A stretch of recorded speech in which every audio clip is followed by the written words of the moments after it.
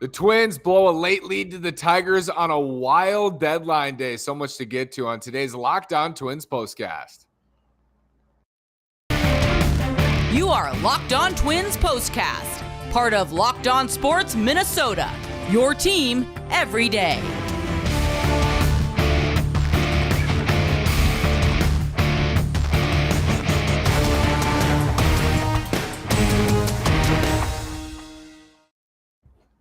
And welcome to another edition of our Locked On Twins postcast. Today is Trade Deadline Tuesday, August 2nd. I'm the host of Locked On Twins, Nash Walker, here with writer and reporter at Access Twins, Mr. Brandon Warren. Before we get to a packed itinerary for you, Built Bar. Built Bars are the best tasting protein bars ever. Get your day started with a Built Bar. Get your workout going with a Built Bar. Plus, there's a new cookie dough chunk puff. Go to Built.com. Use promo code LOCKED15. Get 15% off your order. Use promo code LOCKED15. Built Bars are delicious. Built Bars are healthy. Brandon, good to see you. We're back tonight on a wild day. Some good, some bad for the Twins. Let's start with the good. They make 3 additions, 3 pitchers, 2 in the bullpen, and Michael Fulmer and Jorge Lopez, and 1 in the rotation with Tyler Mahle. What was your takeaway from this deadline day? Outside of adding another starter or maybe a decent bench bat, it's hard to give them anything less than an A-. And I'll write that up for Access Twins here either later tonight or tomorrow morning. But I think you have to be pleased with the direction they went. It kind of underscored the whole idea where every offseason I feel like the Twins fans get mad when the first signing doesn't address directly the biggest need the team has. Well, they didn't acquire the best player right away. They got Jorge Lopez, then Tyler Mahle was the bigger deal, and then Fulmer was, a nice icing on the cake there. But again, it just showed too to me that like they had a pretty good idea of what they needed to accomplish at this deadline. Again, I think a bat would have been nice, especially an outfielder. But at the same time, they're going to have a 40-man crunch here coming up. Caleb Thielbar is coming back, so they're going to have to take somebody off the 26-man. And as guys get back to healthy, back to ready to go, whether it's Kenta Maeda, Jorge Alcala, whoever, they're going to have to figure out some roster crunches is basically the easiest way to put it. And so, yeah, I kind of get it. But a great deadline all around. I gave him an A-.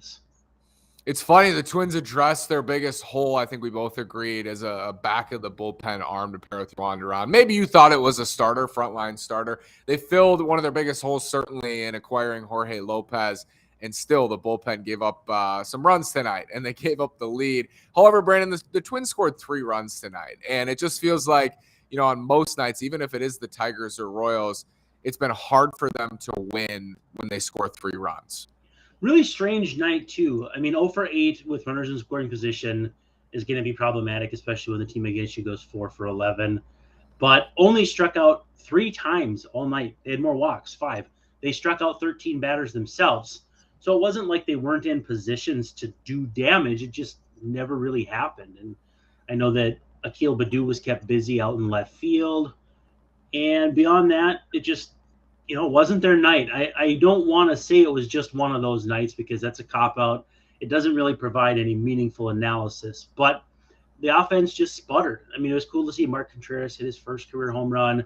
Jake Cave showing some signs of life, which I think nobody would have expected at this point in the season. But on a really good day, between this and Byron Buxton not being available, it does put a little bit of a damper on the whole situation. So the White Sox are going to win tonight. They're up big on the Royals, so that should be 2 games. Guardians are 1 game back. They also lost tonight. So things are just super tight in the Central, which makes these additions, it feels like, important. Brandon, what do you think of Tyler Mahle? I know we've discussed him before, and he's somebody we've been dialed in on for quite a while. When I went back and watched some of his pitching on YouTube or on MLB.tv, the thing I liked most, there's good tail on his pitches. I think it's his changeup that really gets a lot of arm side run. But he adds and subtracts from his fastball very well. I was watching the first inning, and it's 91-92, and I'm thinking, wow, that's, it's Joe Ryan pitches at that velocity, and he's plenty good, but is that really worth a guy you want to give up big prospects for? And then you get to the 5th inning, and it's 93, and then it's 92, and then it's 95, and then it's 91, and then it's 96. I like that. I like a guy who has that mental side of the pitching game down. He's obviously got good secondary stuff. I'm well in favor of it. I think his home run rate I saw was like 0.8 home runs per 9 away from Great American Ballpark in his career. And for people who don't know, Great American Ballpark, one of the more homer-friendly parks in baseball. So getting him out of there should alone be a boon to his value. Now it's just a matter of what do the Twins do to kind of tweak his pitch mix? Do they make him throw more sliders? Or do they just say, listen, man, we know you're a good pitcher. I think he's 18th in pitcher WAR from starting pitchers over the last 2 years. Do you just set him out there and let him go? I don't know. It's going to be fun. It's going to be fun to watch. Just like it's going to be fun to see Jorge Lopez pitch for the first time. And anytime you can see a guy like Michael Fulmer go out there for your team, that's going to be a lot of fun too. So, yeah, it's going to be fun to watch these guys go. And Mally, I'm especially excited to see. Jorge Lopez, I'm surprised. I know he's somebody we talked about, and I'm still surprised to see it happen. I didn't think the O's were going to deal him, and we got closer to the deadline. Didn't seem like he was a possibility. I wake up this morning, and it's a banger. What's Lopez going to bring to this bullpen, Brandon? Hopefully. Well, the velocity is good. The strikeouts are good, but I love, and I said this on Twitter, the ground ball rate, 60% ground ball rate this season. If you're ever going to have home run issues, that ground ball rate will help that very much. I mean, certainly shorter bursts, more velocity. And I even tweeted it back in May, and I shared it today, but Patrick Royce said he really thought that Lopez had a live arm back about 14 months ago. And I said, yep, to me, he looks like a guy you could iron a couple things out and have him throwing 98 out of the bullpen in no time. Well, Baltimore posted a highlight video of him, and it was him in the All-Star game and him doing some things this year. And let me tell you, he was throwing 98. So he's going to be a whole lot of fun, whether he mixes and matches with Duran or whether it's more, in the earlier parts of games with Griffin Jax, Fulmer. I don't know if he'll get the 9th, he'll get the 8th, or if they'll be real strict with it. But another high-octane arm on a team that has not had very many in the past is got to be very exciting. And again, I agree with you. I didn't think that he would be coming. And I also thought, too, that some of these trade packages felt like I wouldn't have expected that to be enough to get that guy. Same for Tyler Mahle, too. And to some extent, too, I think Fulmer. Yeah, Michael Fulmer as well. We talked about this. 3 pitchers it felt like they needed at a minimum, right? Is that 2 starters and a reliever? Is that 2 relievers and a starter? I kind of measured it and said, okay, they need a back of the bullpen reliever to pair with Duran, and they need somebody in like the middle of the late innings. I think you're on board with that as well. It feels like Fulmer certainly fits the latter in that, but I think he's even a little bit better than, a 6th or 7th inning option. I think he can pitch in the 8th and 9th inning as well. Yeah, there's no doubt in my mind. To me, they got 2 late inning guys. They did a great job with that. And Tyler Mahle's no joke. I mean, when they talked about the Twins being interested in Rich Hill, sure, that would have been fine as their 5th starter.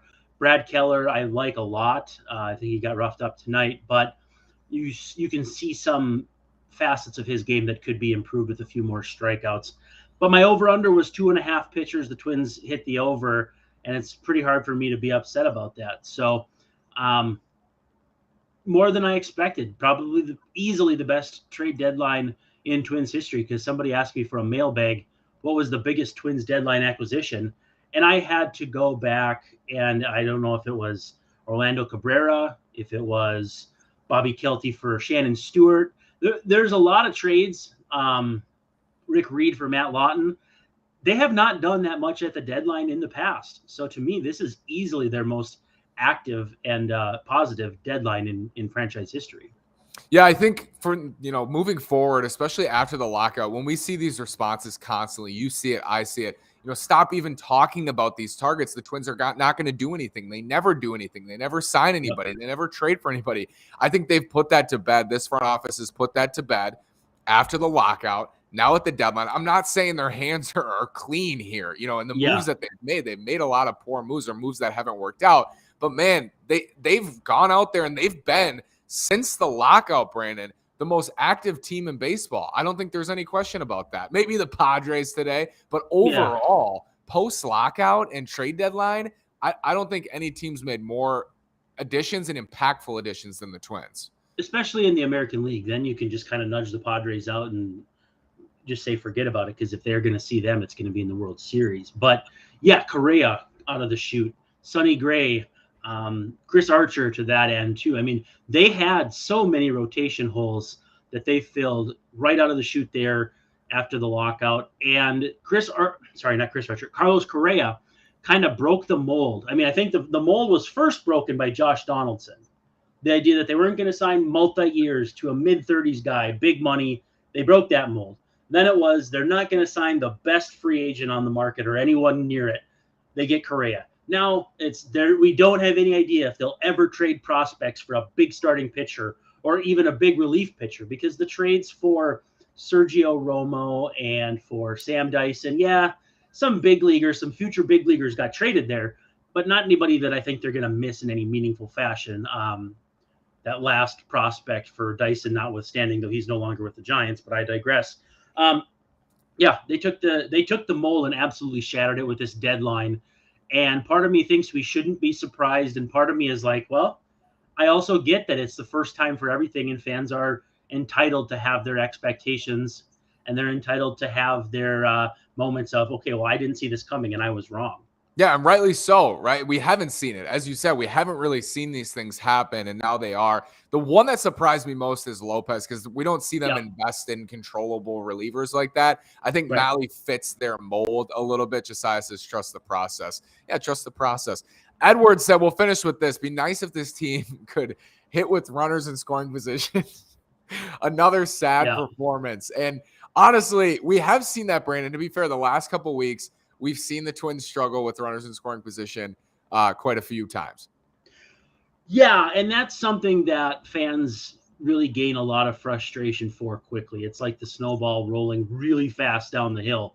There's certain parts that fans will kind of be okay with failure-wise, but runners in scoring position and what is perceived as clutch, fans don't have a lot of patience for that. And on a night where they went 0 for 8 and looked just kind of punchless when they're putting the ball into play, I get it. I can't argue with that point. Again, they're going to try to keep getting guys healthy so they can get Max Kepler back in there, Alex Kirilloff back in there, Trevor Larnach back in there. They're going to be in a good place once they finally have everybody healthy. But as far down as you go on the list, I mean, at some point you're like, when Royce Lewis gets back, I mean, you could be saying this for a very long time. They have to play in the now, and the now right now is Jake Cave, Nick Gordon, and Mark Contreras in the outfield. So it's understandable that people are angsty about this, but at the same time, too, one game doesn't mean that much. First pitch tomorrow, a little bit after noon. Joe Ryan and Ty Alexander. Alexander pretty good. Hopefully Ryan bounces back. Brandon, thank you, sir. Fun day. Thanks, everyone, for joining us. Thanks for watching on YouTube, wherever you get your podcasts. Brandon and I will be here for the rest of the year. We can't wait. Thanks, Brandon.